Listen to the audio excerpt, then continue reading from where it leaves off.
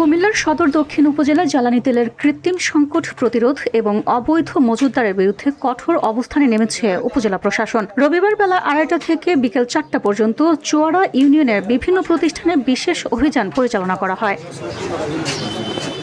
উপজেলা নির্বাহী অফিসার জনাব সুজন চন্দ্র রায় এর প্রত্যক্ষ তত্ত্বাবধানে এই অভিযানে নেতৃত্ব দেন সহকারী কমিশনার ভূমি ও এক্সিকিউটিভ ম্যাজিস্ট্রেট জনাব সজীব তালুকদার। অভিযানে সিপিসি 2 র্যাব 11 এর সিনিয়র এএসপি ও স্কোয়াড কমান্ডার জনাব মিঠুন কুমার কুণ্ডু সহ র্যাবের একটি চৌকস দল এবং স্থানীয় জনসাধারণ উপস্থিত ছিলেন।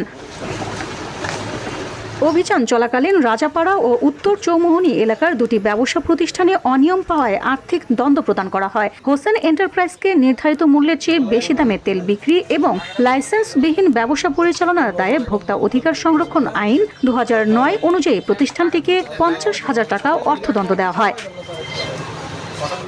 জব্দকৃত 48 লিটার অকটেন উপস্থিত সাধারণ ক্রেতাদের মধ্যে সরকার নির্ধারিত মূল্যে বিক্রির নির্দেশ দিয়েছেন।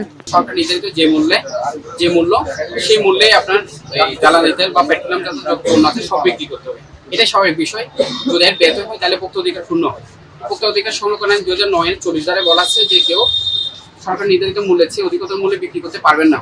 আপনি হয়তো শুনেছেন যে উনি বলেছে উনি 180 টাকা 200 টাকা এমএন 70 টাকায়ও পার লিটার অকটেন বিক্রি করেছেন, যেটা হলো সরাসরি ওই ধারার লঙ্ঘন। ওই ধারায় সর্বোচ্চ 50,000 টাকা জরিমানা আছে। ওই 50,000 টাকায় আমি জরিমানা ঘোষণা করলাম। তদন্তে দেখা যায় অভিযুক্ত ব্যক্তিরা লাইসেন্স ছাড়াই দাহ পেট্রোলিয়াম পণ্য অবৈধভাবে মজুদ ও অননুমোদিত পাত্রে বিক্রি করছিলেন। প্রশাসনের পক্ষ থেকে জানানো হয়েছে এ ধরনের কর্মকাণ্ড অত্যন্ত ঝুঁকিপূর্ণ এবং জননিরাপত্তার জন্য মারাত্মক হুমকিস্বরূপ।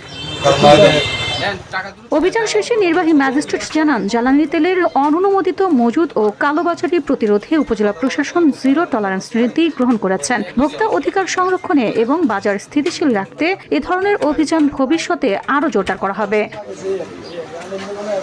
VOD Bangla news desk.